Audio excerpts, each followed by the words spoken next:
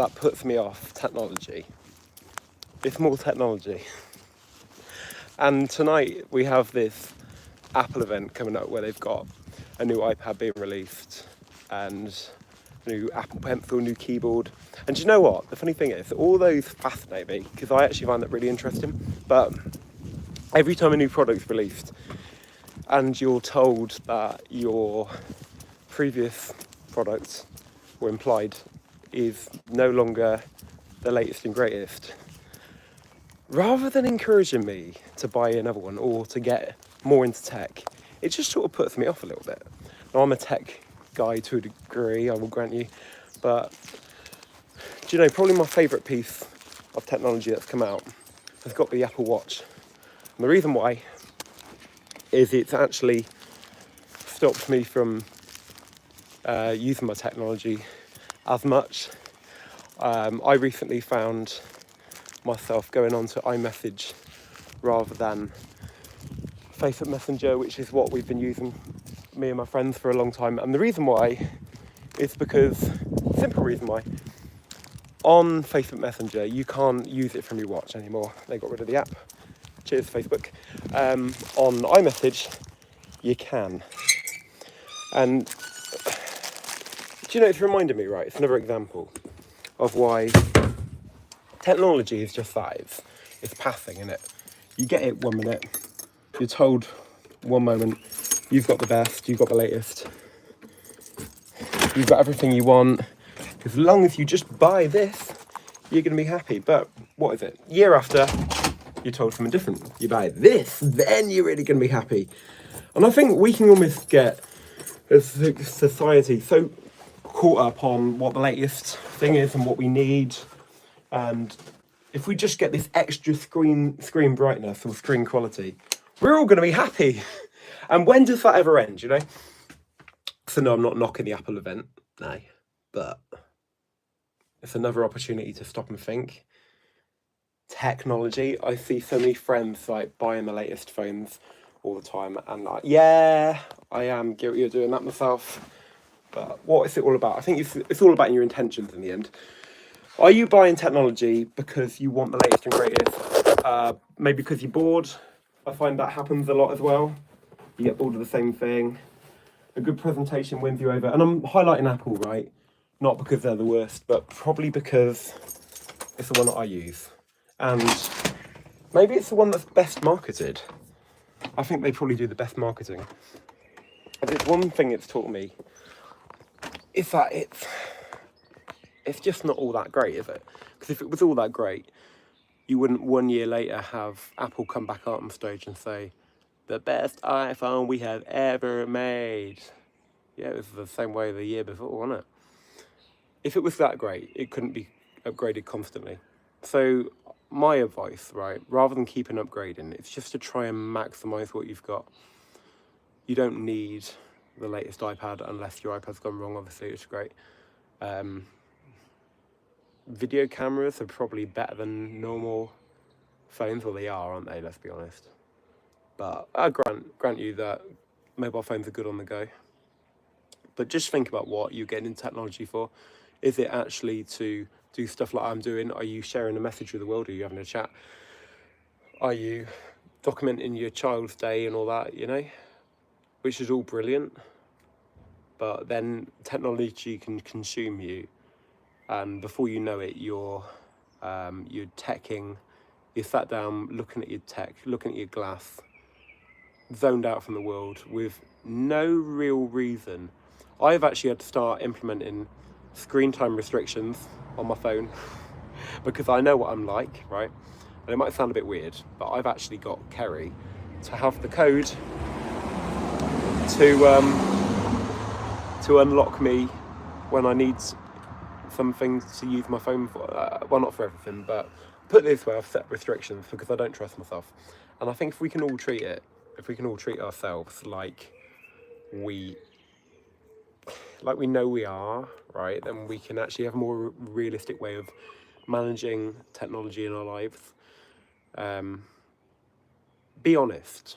Are you somebody who sits at your iPad, iPhone, Samsung, whatever, for hours upon hours each day And if you are, do you think it's a problem? Maybe you don't. Maybe you don't think that's a problem. That's up to you. But if you do think it's a problem, rather than just saying, oh, I'll be right, or I'll get over this, or it's not that bad, just be honest with yourself, because no issue is going to actually be solved unless you actually properly are honest. And there's no harm, there's no shame in actually getting somebody to manage your tech time. Like I say, I do it myself. I've actually got Kerry to have a password, and if I need to have more time on something or whatever, you know, get her to unlock it. But it's about being real, isn't it? So yeah, I'll admit, I'll sit through the keynote, the announcement about the latest tech. I love a good bit of tech, but it's not the be all and end all. The best way to spend your life is, being connectable, being in communication with people that you need to be in communication with, but putting that tech down when you don't need it, which is why I must admit, my Apple Watch, talk about tech, I know I bash tech to a degree, but it's become a lifesaver for me. I can now send voice messages to my friends, brilliant, on the go. And now I can do that. I can quite comfortably put my phone down away, put it in my bag, I put it in my coat or whatever, put it in a drawer. I don't need that then. When my little girl finishes school, my time and attention's on her. And how are we spending our lives? Are we actually spending it plugged in or plugged out? I don't know. Is that the best word to describe it? I don't know. But I've always said to myself, I do not want to be one of them dads where you come back and you realise that actually my time with my kid was spent not really with my kid. She was there, but my attention was on the phone. And can't we all be guilty of that? I've done it myself, right? I think we can all do that. But like I say, it's being realistic. So yeah, what's this Apple event made me think? It's made me think technology is not all that great, because if it was, you wouldn't need to keep upgrading it. The iPad, which was revealed in 2020, was amazing. And apparently now it's even more amazing. And next year after that, it'll be even more amazing after that. So where do we stop? How many times does it have to get to amazing before you think, it's a bit of a loop here, it's a bit of a trap? It's like anything, isn't it? A bit like work. We can all become workaholics. I can, right? I can become a workaholic. I can spend my days working, feeling like, oh, if I just achieve this, or I just get this many views on my YouTube, or if I reach monetization on my YouTube, or whatever.